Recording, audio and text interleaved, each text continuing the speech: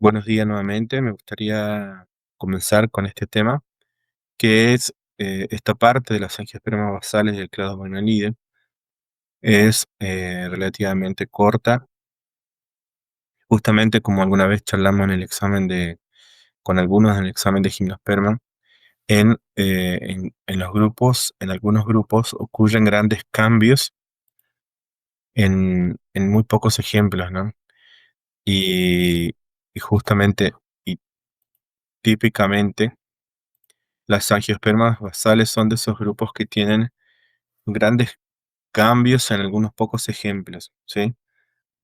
En principio, como vamos a ver acá en el grupo, eh, tanto angiospermas basales como cladomagnolide no están cercanamente emparentados, ¿sí? No son grupos hermanos, ni siquiera las angiospermas basales representan un grupo monofilético, es simplemente afines de la presentación, esta división, ¿sí? En el árbol, las angiopermas basales están ubicadas acá en la base, ¿sí? Este es uno de los APG. Podemos tomar de ejemplo desde el APG del año 2009 o el del año 2016, o incluso en el póster que salió el año 2019, que, que es el que estuvimos manejando la semana pasada, impreso en campo, ¿no? Eh, las angiospermas basales, ¿sí?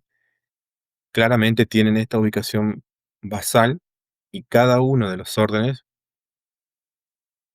por sí mismo claramente es definido como orden, ¿no? Porque es un grupo monofilético, cada uno por separado, ¿sí? Pero a su vez, Anita o el grupo de las angiospermas basales no forman grupos monofiléticos, sino son más bien eh, em, órdenes que son todos a su vez grupo hermano del resto de las angiospermas. Vamos a ver con detalle más adelante. Habíamos hablado en algún momento en la clase pasada que las angiospermas basales tienen ese grano de polen que las definía como, o que permitía, y que soportaba su posición basal, ¿no es así? Entonces, la presencia del grano de polen uniaperturado, que habíamos hablado que es una abertura alargada, ¿sí? Y que el término técnico es monosulcado, que tiene una apertura simple, ¿no? Las flores son generalmente trímeras, ¿sí? Y en todos sus casos, salvo excepciones, presentan tépalos, ¿sí? Eh, los carpelos y estambres están libres entre sí y libres de la corola, ¿sí? Habíamos hablado que tiene un estilo muy poco desarrollado y tiene una amplia región estigmática. También que las flores son principalmente protógenas y algunas de ellas son fuertemente zigomorfas. Algo que coincide con el clado magnolide es la presencia de célula con aceites esenciales y con alcaloides. Y como menciona allí, algunas familias carecen de vasos como el orden Nymphales. Vamos a comenzar directamente con Nymphales, haciendo hincapié en las que son ejemplos, em, con importancia regional, ¿sí? Por la razón de que son plantas, son especies nativas, ¿no? Sin dejar de mencionar que en el orden Ammonerales justamente se encuentra Amborella ancylopeda, que es la única especie eh, de esa familia, que es originaria de Nueva Caledonia, ¿sí? Es un arbolito que fue muy ampliamente estudiado por su posición filogenética, justamente es la angiosperma más primitiva que existe, ¿sí? Con, con toda la carga de la palabra primitiva, justamente, porque, y les dejo esto como dato importante, los carpelos, ¿sí? En esta familia aún no se encuentran soldados, ¿sí? Tiene carpelos eh, soldados, es como que una hoja se pliega sobre sí, pero el borde que debería estar soldado se encuentra aún libre y está apenas cubierto con una región un área con una secreción mucilaginosa, es decir, que la zona de apertura hacia y la llegada del grano de polen es una zona del carpelo que aún se encuentra abierta. ¿Está? Empezamos eh, con el orden Nifeales. Estos son los ejemplos, o estos son los ambientes donde viven las ninfeales, ¿sí? Allí tenemos, por ejemplo, el Irupé o la cola de zorro, que crece justamente en ambientes de laguna, eh, siendo ambas arraigadas, ¿no? Todos creo que conocemos, qué feo se ve la foto, todos conocemos al alirupé, ¿sí? El irupé tiene unas flores muy grandes que a medida que pasan los días desde su apertura hasta la senescencia de la flor y su probable polinización, la flor adquiere o originalmente tiene colores blancos, ¿sí? Y, y termina siendo de pétalos rosados a lilacinos, rosados, hasta rosado muy fuerte. No, no soy muy bueno describiendo colores, pero cambia drásticamente de color desde un blanco a un casi rosado, en algunos lugares casi rojizo a los pétalos, ¿sí? La flor es grande, tiene numerosos tépalos, ¿sí? Infinitos tépalos, con lo cual estamos hablando em, de que eh, en sí, muchas de esas piezas pueden ser comidas por los polinizadores, al igual que los estambres y los estaminodios. Es decir, si vemos la flor en un corte transversal, tenemos una serie de piezas florales estériles. Después tenemos un ciclo externo de estaminodios, ¿sí? Pensemos en estambres modificados en este caso, para atraer polinizadores. Después tenemos los estambres fértiles, un ciclo que aquí se ve, un ciclo interno de estaminodios, un ciclo externo de estaminodios, y estos llamados procesos estilares justamente representan a homóloga, hablando de un punto de vista homólogo, a las regiones del estilo, ¿no? Lo que sí tiene de muy particular, ¿sí? Es esta región interna, que es una muy amplia región estigmática, donde allí germinarían los granos de polen llegados a través de la visita de los polinizadores. Me gustaría que ustedes vayan a la guía de estudio, ¿sí? Y lean sobre justamente para hacer uso de la guía de estudio, y le dan una leída a la biología de la polinización de esta especie, que se encuentra en la guía de estudio en el tomo de las angiospermas basales. Allí, a un profesor que el año pasado murió justamente por el tema del COVID, eh, bueno, no estoy seguro de si fue por el COVID, pero murió recientemente. em, Era muy grande ya y realizó un estudio sobre la biología floral de esta planta muy interesante, donde habla de no solamente de cambios de colores, sino también de cambios de temperatura, como la flor tiene ese desarrollo protógeno, entre otros aspectos, ¿sí? Eh, y bueno, claramente siempre se suele charlar en el final de la biología floral de Victoria Cruciana, que es un ejemplo más es el ejemplo regional de esta familia. Como pueden ver, además tiene numerosos óvulos en un ovario ínfero, claramente ínfero, y como detalle muy particular, ay, esta foto está muy fea, tengo que cambiar. Como detalle muy particular de el irupé, es el hecho de que tiene que el fruto cuando madura, ¿sí? Tiene una gran cantidad de un endosperma así muy copioso, lechoso, líquido, que si uno rompe las semillas pareciera que estuviera como si fueran pequeñas bombitas de algo blanquecino como leche, digamos, pero en realidad es justamente el almidón, un almidón lechoso con mucha cantidad. Cuando esos frutos terminan de madurar, eh, los guaraníes y otras etnias han utilizado a las semillas maduras del irupé justamente como si fuera como fuente de almidón, por la razón de que por esa razón le llaman maíz de agua, ¿sí? Para hacer pan y esas cosas, ¿no? El siguiente ejemplo dentro del orden inicial era de la familia Cabombaceae, que en algunos momentos fue incluida en la familia Nymphaeaceae, después resucitada a familia Cabombaceae. Esta es una planta que le llaman cola de zorro, como ven ahí. Es una planta que es una macrófita arraigada. Anda muy bien en los acuarios, pero es nativa de, así, de ambientes estancados con mucha materia orgánica. Y como ven, tiene una floración por sobre en la superficie del agua, ¿no?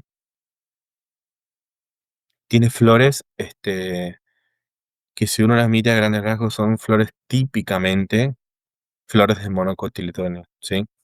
Allí tiene un ciclo interno de pétalos, de tépalos, perdón,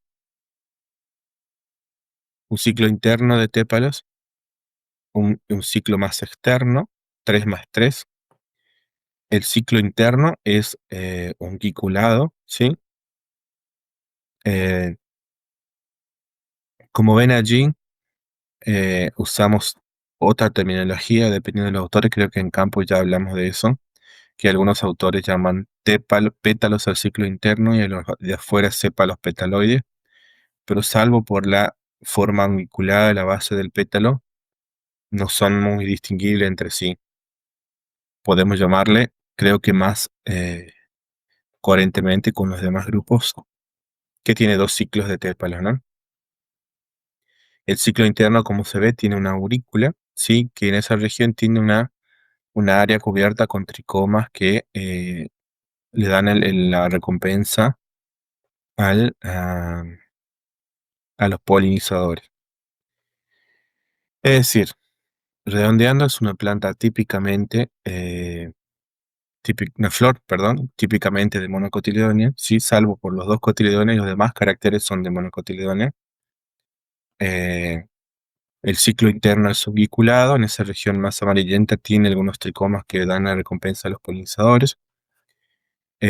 Tiene tres carpelos, como puede ver ahí, que son completamente libres entre sí, con esa presentación axilar.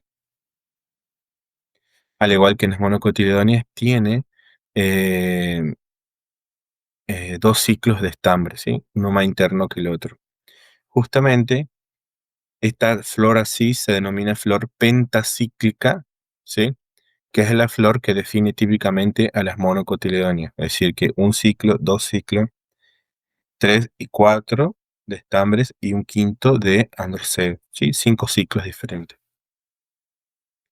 Estos son algunos de los géneros que componen la familia Nymphaeaceae. Como ven, este deriva de un trabajo en el cual se colocaba Cabomba dentro de la familia Nymphaeaceae. Ahora es un trabajo más nuevo, más reciente, que la ubica en su propia familia, justamente incluyendo más especies dentro de la familia Cabombaceae. Lograron esta nueva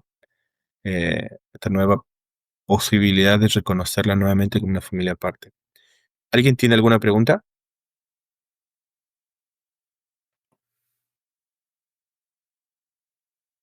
Perfecto. Acá en esta diapositiva vemos cómo la composición de la familia, ¿sí? Acá, por ejemplo, estaban incluidas, como les comenté, nuestra guía de estudio está así todavía. En un momento dado se incluyeron la Cabombacea dentro de la Nymphaeaceae, pero nuestra postura como cátedra fue no completamente combinarla porque los estudios eran aún preliminares, ¿no? Presenta 8 géneros, sí, en total. y de ellos en Argentina viven Caomba, que es la cola de zorro, el género Ninfea, que son algunos llamados nenúfares, son también cultivadas en estanque y en acuario, son flores completamente nocturnas, y Victoria cruciana, que es el yupé. Continuamos con los magnolides, ¿sí? Profe, escuche, Sí, yo no entendí bien a qué familia pertenecería el Erupeniferaceae, ¿sería? sí. El yupé pertenece claramente a la familia Ninfeaceae, donde el género más conocido, ¿sí? Es Ninfea, y ahí creo que es el nombre común, le llaman nenúfare o, sí, nenúfar, que es un nombre más bien americano o asiático, no sé el origen exactamente, pero las llaman así justamente por la apertura nocturna de sus flores. Dentro,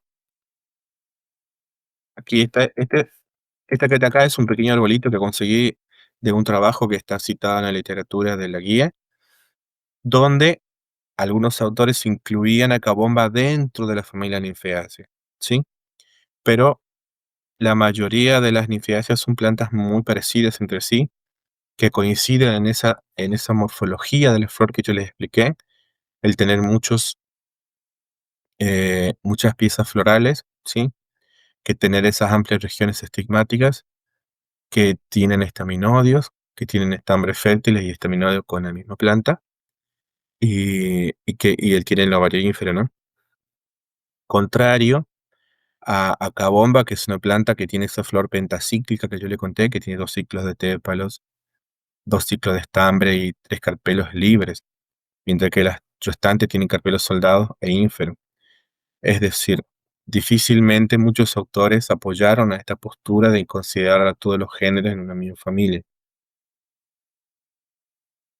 En sí, Ninfea, que es la nenúfar o Victoria, o el europeo, pertenecen sin duda a la familia Nymphaeaceae. Es Cabomba la que estuvo incluida en un tiempo y ahora de vuelta está excluida de la familia Nymphaeaceae, ahora es reconocida como Cabombaceae. Ah, ok, perfecto. Eh, el siguiente grupo que vamos a ver hoy, sí, son del orden Magnolide, el clado Magnolide, perdón. Al igual que las angiospermas basales, ¿sí? Eh, estas también se caracterizan por tener aceites esenciales, es decir, ustedes agarran una hoja, estrujan y tiene un aroma, son hojas aromáticas y generalmente olores agradables al estrujar, ¿no? Como por ejemplo la hoja de laurel, ¿no? Eh, aquí describe algunos de los caracteres que tienen, ¿no? Las hojas alternas y dísticas, el perianto, ¿sí? Eh, también trímero y por lo general carecen de corola, solo tiene tépalos también. Las semillas pueden tener un grueso y vistoso y a veces colorido arilo, ¿sí? Que vamos a ver algunos ejemplos de ello. El endosperma describen como ruminado, es por ejemplo cuando imagínense una semilla con su cubierta seminal, que ésta, por el desarrollo, por el tipo de desarrollo, por el tipo de semilla que tiene, la cubierta seminal se mete hacia el interior de la semilla y es como que vuelve a salir, entonces como que uno pusiera la mano en la cama con la sábana, hundiera la mano así hacia adentro y obliga a la sábana a meterse al colchón de cierta manera. Más o menos de esa forma, las semillas ruminadas tienen pliegues hacia el interior. Justamente es un tipo particular de endosperma, ¿no?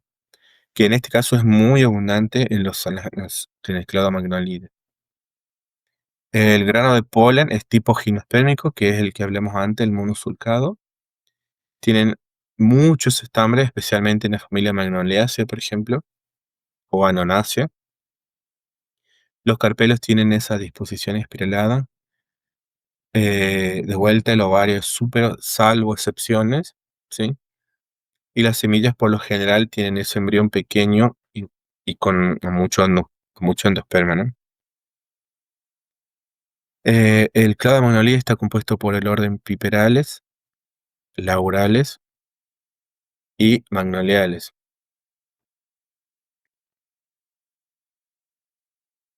Empezamos dentro del orden Piperales con la familia Aristolochiaceae. La familia Aristolochiaceae es una, como ustedes ven, tiene una distribución así, pantropical. Quizás va prácticamente está presente en todos los continentes y, como pueden ver, va desde regiones templado frías hasta regiones templado frías del hemisferio sur. Eh, Tiene muchas especies nativas, ¿sí? La, y recientemente, ¿sí? Aristolochiaceae incluyó a una familia que se sabía que era emparentada, pero em, antes no estaba incluida, que es la familia Ignoraceae, que es una familia típicamente de plantas parásitas. Eh, Son plantas completamente áfilas, parásitas de raíces de otras plantas.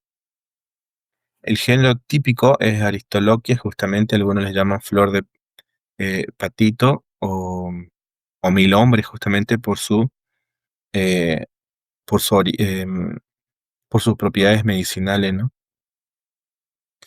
Este es un ejemplo que pueden encontrar por ahí en los alambrados, se llama Aristolochia fimbriata.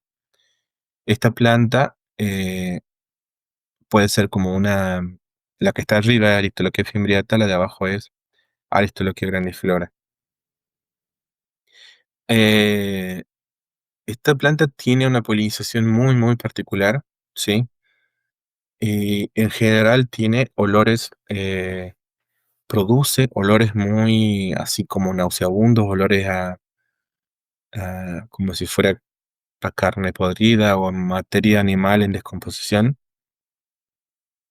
Y a veces va acompañada de ciertas proyecciones en el limbo del perigonio o de algunos colores que aumentan esa posibilidad de atracción a los polinizadores.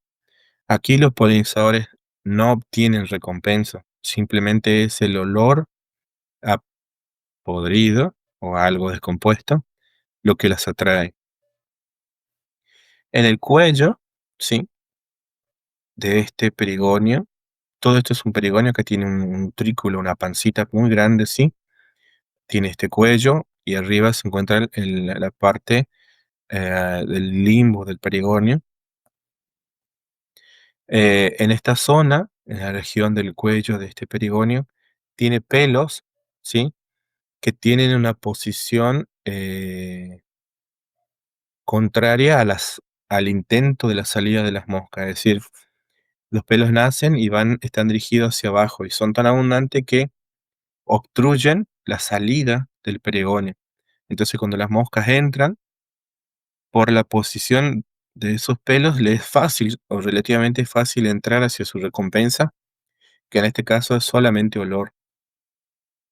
En el momento que, en un primer momento, cuando ingresan las moscas, la flor se encuentra en un estado, ya mencionamos brevemente que las flores son protógenas, ¿sí? Que madura primero la parte femenina o la parte pistilada, ¿sí? Aquí también hay una estructura muy parecida a lo que vimos en una de las clases pasadas, que las partes estaminada y pistilada se sueldan, ¿sí? Se sueldan entre sí. Entonces, cuando el polinizador llega, facilitado por la forma, la posición relativa de esos pelos, va a encontrarse con esta estructura que también es un ginostemio. Allí, cuando vemos, hay seis lóbulos eh, del estigma, ¿sí? Esos seis lóbulos están soldados cada uno a un estambre. Entonces, cuando las llegan en la primera etapa, los estambres aún no están maduros, solamente los lóbulos del estigma, que ahí están cubiertos de una secreción muy brillantes, muy brillosos así. Entonces, cuando las moscas llegan, se supone de haber visitado otra flor, justamente en ese revoloteo, en el intentar irse, terminan depositando el polen que traen en en sus diferentes partes, ¿no? Y cuando depositan ese polen, eh, y la flor está efectivamente polinizada, recién se produce una modificación en los pelos a nivel del cuello, ¿está? Cuando la flor está polinizada, los pelos del cuello empiezan a caer, los tricomas que están en esa posición, como impidiendo la salida. Y coincide esa disminución de pelos allí en el cuello con el comienzo de la maduración de la parte de los estambres, la etapa protándrica, ¿sí? Porque originalmente está en la etapa protógina o pistilada, ¿no es cierto? Cuando ya la flor está completamente polinizada, al cabo de unos días empiezan a madurar el androceo. El androceo es depositado justamente en esas engañadas, eh, mosquitas, ¿sí? En este caso, en particular, en esta especie, la que está visitando esta flora es Drosophila, la de ojitos rojos, la que usan siempre para estudiar en genética.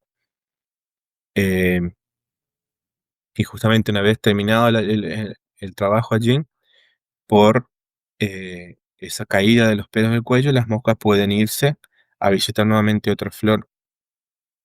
En el drama de las moscas es que hasta no completarse la polinización y podría coincidir con la última etapa de la vida de esas moscas, muchas mueren en el interior en el proceso de la polinización de esta flor. Como ven acá, tiene 6 partes, ¿sí? 6 estambres y 6 lóbulos del estigma. La flor es hexámera. Viene forma esta gran jiba, ¿sí? Este gran utrículo. Y hay acá como una torsión, ¿sí? Y esta parte inferior es el carpelo. Tiene 6 carpelos completamente soldados entre sí, de esa posición claramente infra, y tiene millones de semillas, sí, muchas semillas. Eh, y justamente al madurar los, este, los frutos, ¿sí?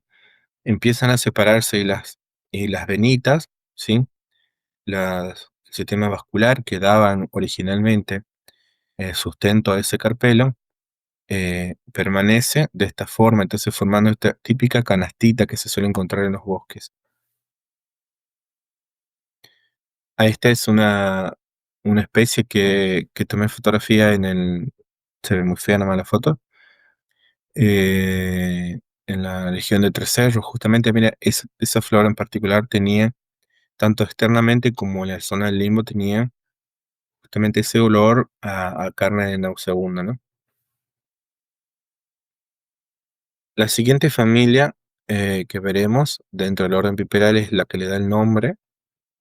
En Argentina hay numerosas especies de dos géneros en particular, Peperomia, que la gran mayoría son epífitas, y el género Piper, que entre ellas se encuentra por ejemplo, se llama la especie Piper amalago, que acá, incluso hay acá en el campus universitario. Estas son algunas de las especies del género Peperomia. Esta es una especie que puede ser encontrada acá en algunos lugares de la ciudad o en algunos quebrachales, ¿sí? Es el género Peperomia, perdón. Tiene las hojas crasas, sí, acumula mucha cantidad de agua, justamente por una modificación en la epidermis. Algunos autores llaman una epidermis parenquimatosa, pero no es exactamente un parénquima, ¿no? Algunas especies que crecen en la región. Este es el género Piper. Tanto Peperomia como el género Piper son plantas que han perdido la corola y solamente tienen solamente tiene un ciclo de tépalos o pueden carecer de él. Acá hay algunas especies, eh, o acá estas especies pueden ser dioicas, ¿no? Y podemos ver acá flores completamente reducidas y que pueden ser perfectas o diclinas. En este caso tiene tres estambres muy pequeñitos que pueden ser también estaminoides dependiendo de lo que estemos analizando. Eh, Estas tres piezas que son del tépalo o pueden ser también completamente aperientadas. El estigma justamente es grande y está preparado para recibir el polen, ¿no? Estas son las flores estaminadas, perdón. Este es un esquema medio más o menos de esa flor, pero tiene grandes estambres, dos a la par, y acá en el centro, acá es una inflorescencia como una espiga que tiene muchas flores, toda densamente agrupada, ¿no? Pero tiene dos grandes estambres asociados a este pistiloide, que justamente se mantiene. Pistiloide justamente porque es un ovario rudimentario o modificado en un nectario, ¿no? Eh, Como ven, son flores muy reducidas en cuanto al perianto. Tanto peperomia como piper son plantas que tienen en el sistema o el tejido vascular de sus tallos, es una tactostela, es típicamente anatomía de tallo de monocotiledonea, ¿sí? Recuerden ese aspecto. Continuamos con las lauráceas. Laurasia creo que es lo que ustedes más conocen a priori antes de comenzar diversidad. Muchas de estas familias tienen esta distribución que van desde una región templado-fría en el hemisferio sur hasta otra región templado-fría en el hemisferio norte. Creo que si ponemos a ver, muchas de ellas coinciden en esa distribución, justamente porque son familias eh, muy antiguas, ¿sí? Cuya distribución se explica por haber estado íntimamente unidas esas regiones en el momento de la Gondwana. Es decir, en principio son familias antiguas que su divergencia y origen se remonta a Gondwana, ¿sí? Y justamente sus distribuciones actuales muestra esa historia biogeográfica. Si ustedes recuerdan justamente esta zona de Sudamérica encaja perfectamente en esta zona de África y así sucesivamente. Tiene algunos árboles muy grandes, esta familia. Son normalmente plantas de muy gran tamaño y que normalmente la gran mayoría tienen sus hojas que son utilizadas como fuentes de aceites esenciales para perfumar la comida. Mucha gente las utiliza para ello. Eh, por ejemplo, en Misiones hay algunos lugares que le llaman selvas de laurel, ¿sí? Justamente por la presencia de dos especies del género Cinnamomum. En la región que yo crecí, en Salta, eh, hay Cinnamomum porphyrium, que justamente es el árbol más representativo de uno de los pisos de vegetación que tiene la selva de las yungas, cuando le llaman selva de Lauraceas y Mirtáceas, ¿no? Después tenemos el género Nectandria y Ocotea, que son plantas que aquí en la región de Corrientes, de Chaco, Formosa, Santa Fe, normalmente eh, regi- eh, siguen el margen de los ríos, ¿sí? Son plantas eh, típicamente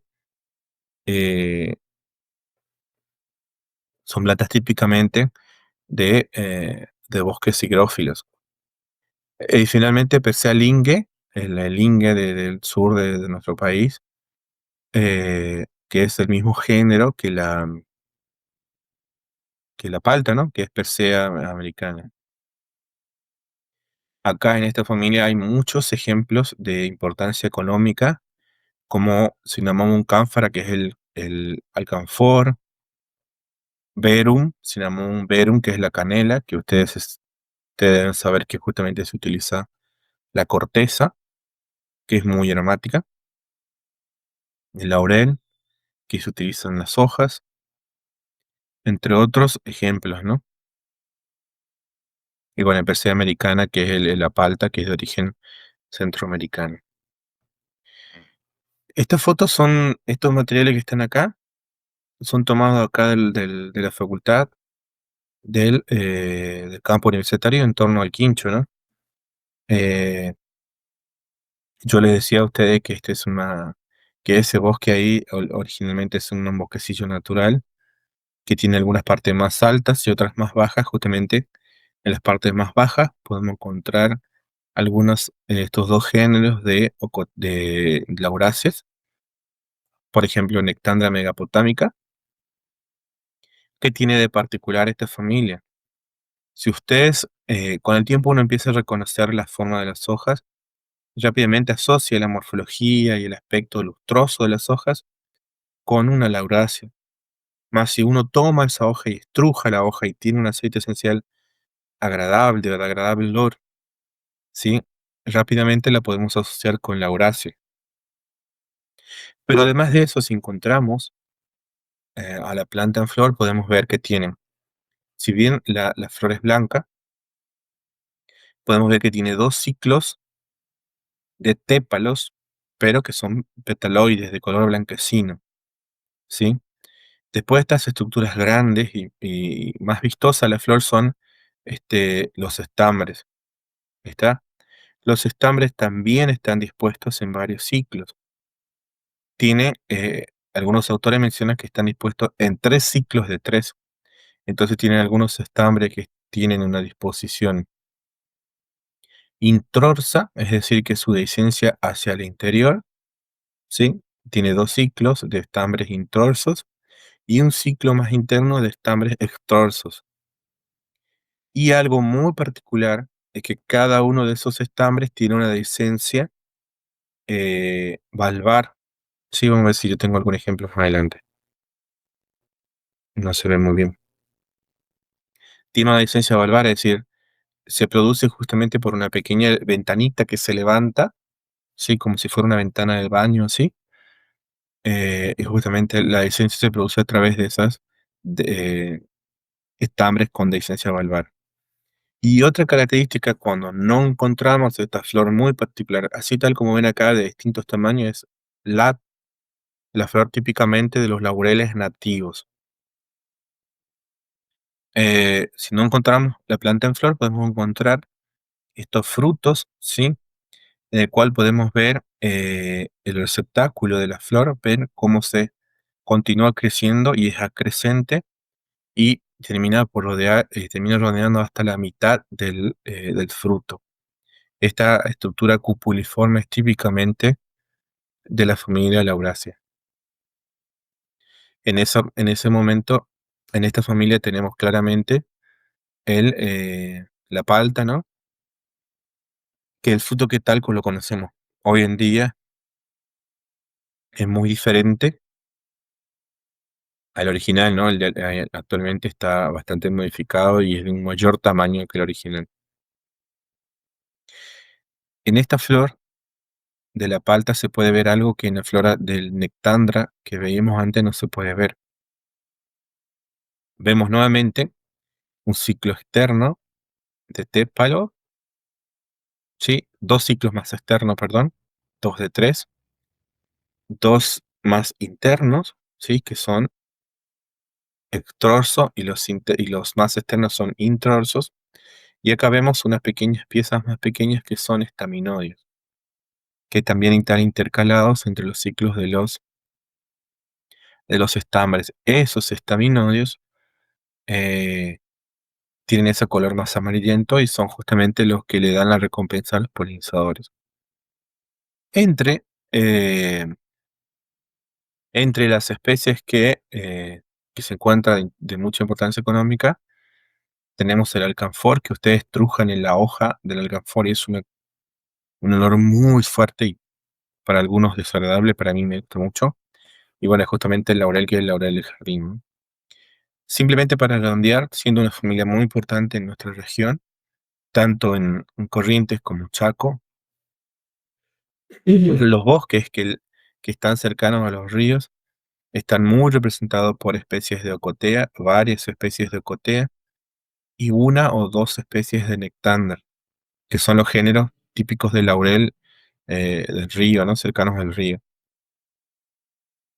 Entonces, si encontramos una hoja que es ligeramente lustrosa, ¿sí? O a veces muy lustrosa, que cuando uno la estruja es como que cruje un poquito y rápidamente libera un olor a aceites esenciales bastante agradable, les digo.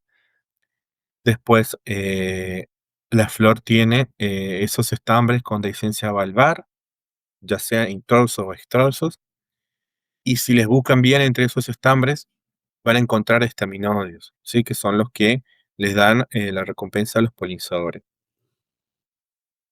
Además, el fruto eventualmente en las especies nativas puede tener, como les dije, esa cúpula en la base, que es de una acrescencia del receptáculo. Sí, continuamos.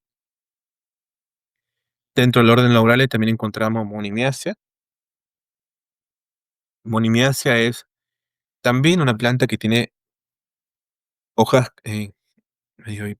perdón, hojas aromáticas. Y aquí encontramos algo que suelen tomar las personas como en forma de té, justamente por esa gran cantidad que tienen de aceites esenciales. Para algunas personas es un té bastante consumido, ¿no? Típicamente te duele la panza, tomas un té de boldo, ¿sí? Tiene realmente propiedades que mejoran el funcionamiento hepático. Hay muchos estudios y drogas derivadas de esta planta. Como especie nativa en Argentina tenemos únicamente a Enencarta falandra, eh, o llamada congorosa grande o ñandipá ara, no sé cómo se pronuncia eso. Y entre las especies exóticas tenemos al Peomus boldus. Algunos autores le dan que también es nativa argentina, pero principalmente de Chile, ¿sí? Vamos a ver ahora. Esta es la especie nativa de Misiones y nordeste de Corrientes. Se llama Enencarta falandra. Eh, ¿Qué tiene de particular esta flor?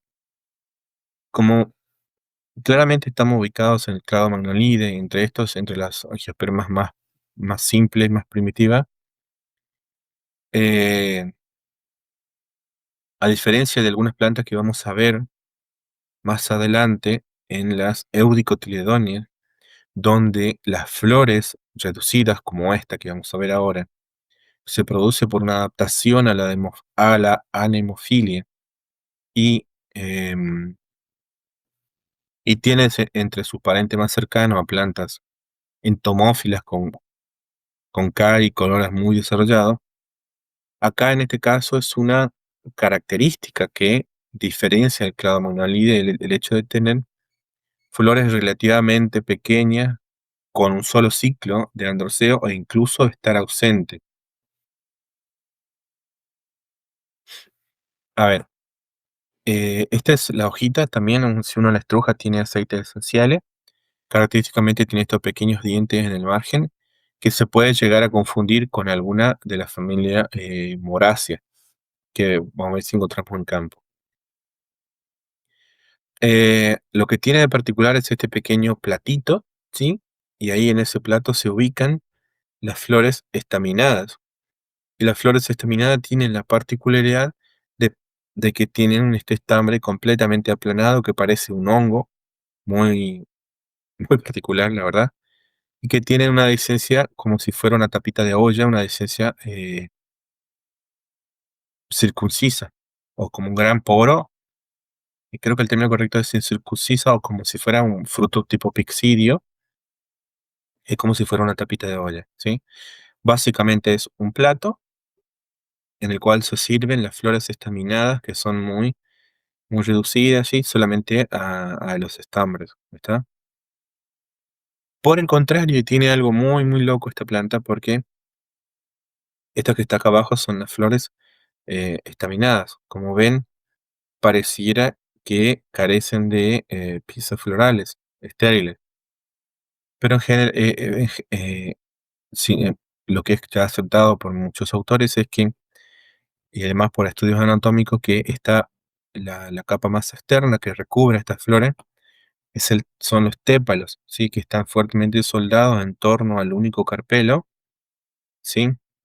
Esos tépalos, si uno los mira desde afuera, como se puede ver en estas, más o menos en estas flores, esos tépalos parecen como si fueran eh, 3 o más ramas del estigma, todos lobulados, ¿sí?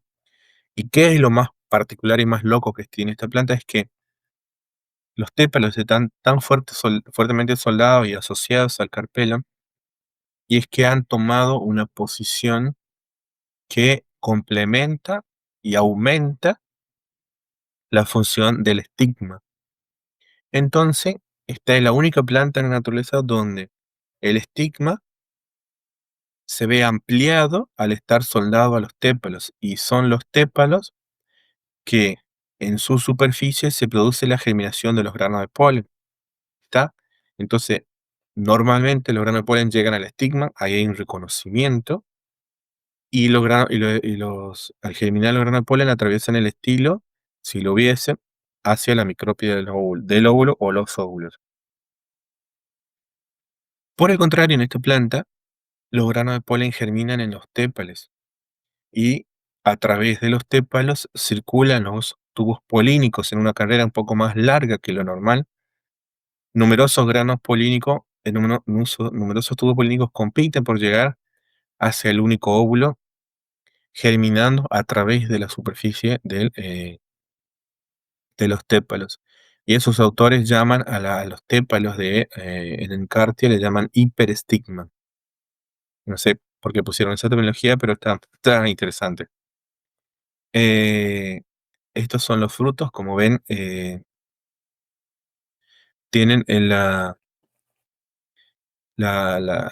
esas piezas que normalmente funcionaban como eh, parte de ese hiperestigma, son un poco acrescentes, ¿sí? Y se desgarran así irregularmente y ayudan a la dispersión de los frutos. Así que cumple justamente esa doble función de ser eh, pequeños carreteras de tubos polínicos a tener esta función en la dispersión de las semillas. Este es el boldo, esto es una especie que algunos autores, por lo que vi, también la consideran nativa del sur argentina. En Argentina es muy cultivada justamente porque comparte con los climas del país donde supuestamente sí es nativa, que es Chile. Esta flor, estas plantas son, como muchas de las que vivimos viendo, son dioicas, como por ejemplo en Encartia, que antes acabamos de describir. Y estas son las flores pistiladas, donde vemos los carpelos allí en el centro, con numerosas piezas estériles que son los tépalos. También tienen estaminodios que son blanquecinos, justamente para el intercambio, como recompensa a los polinizadores, ¿no? Por el contrario, acá las piezas, las flores estaminadas o femeninas tienen, como ven allí, numerosos estambres, eh, que en la base son laminares, que es una característica típicamente más primitiva, ¿sí? Que en la base son laminares y muchos de ellos tienen proyecciones, eh, así como laminares, como si fueran verdaderas hojas que sostienen en el extremo un esporangio, ¿no? Continuamos. Vamos a tratar de terminar esta primera parte, ¿sí? En breves minutos. Continuamos con la familia Aronaceae. Otra cosa que yo les contaba recién es justamente esta distribución.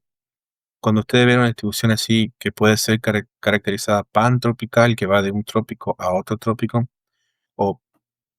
que va de una zona templada a otra y distribuida así a lo largo del planeta, habla de distribuciones muy, muy antiguas gondónicas, ¿sí? Eso para darnos un contexto eh, más bien biogeográfico, ¿no? La familia Narcia justamente es muy particular y tiene varias especies en la región. Tenemos tenemos el género Anona. Teníamos tres especies de, del género Rolinia, que en los últimos estudios fue completamente incluidas dentro del género Anona. Y también tenemos Silopia, que es una que vive solamente, principalmente en Misiones. Vamos a ver algunos ejemplos. Y dentro de las especies exóticas tenemos la Annona chirimolia, que es justamente la chirimoya. Es una planta muy consumida, por lo menos en la región donde yo crecí, en Salta.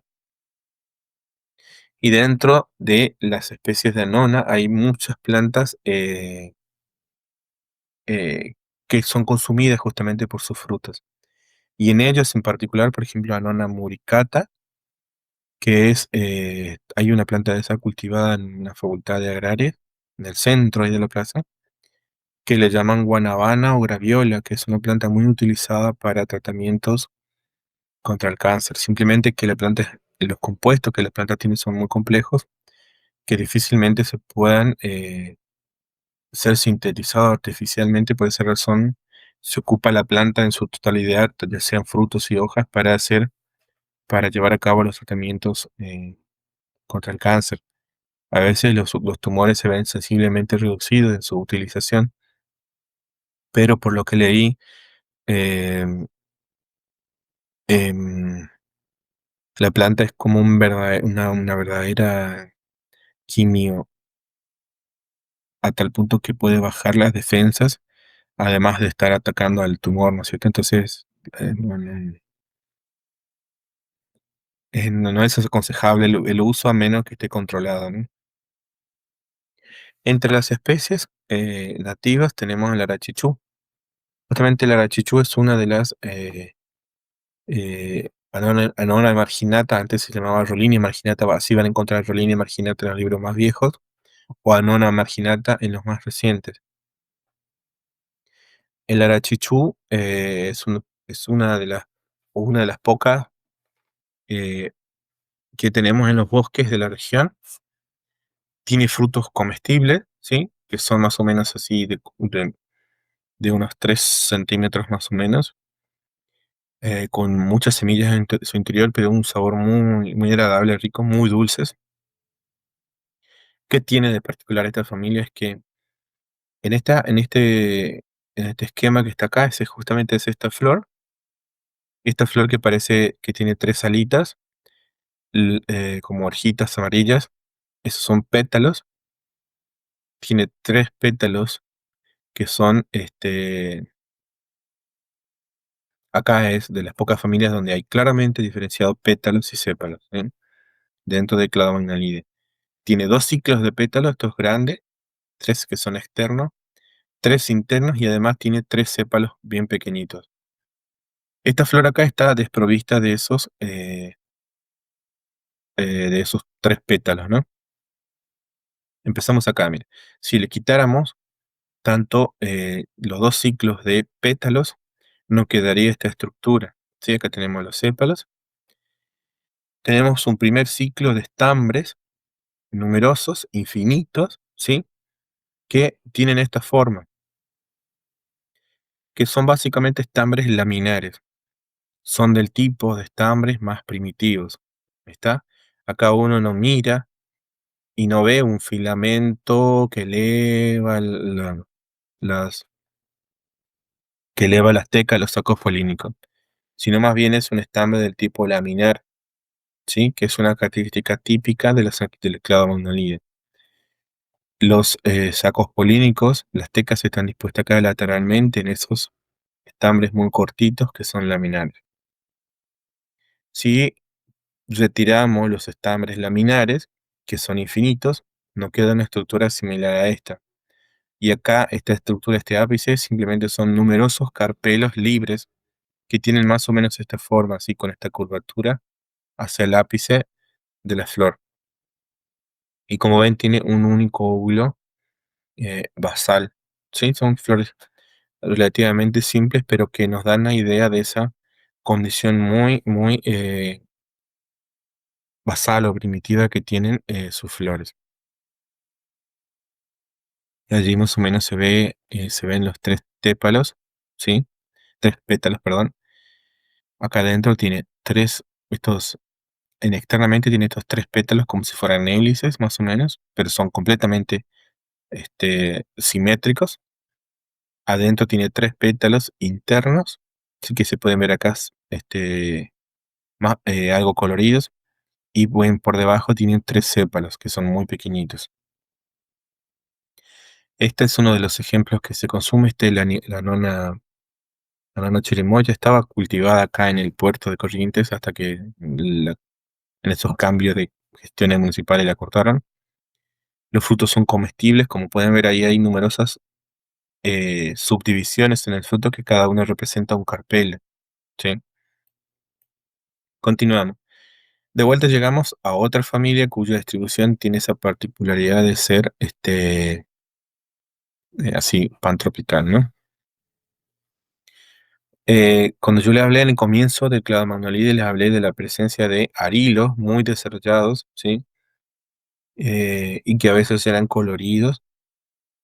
En este caso es el género o la especie Melistica fraga, que es básicamente la nuez moscada. Lo que es más difícil de conseguir es justamente ese arilo rojizo que rodea la semilla. Es muy aromático. Creo que nunca lo he probado, pero es que utilizan en cocina o en alta cocina. Y lo que sí utilizamos nosotros es justamente la semilla rallada, que es ligeramente, un poquito picante, digamos, y algunas de las personas les gusta, ¿no?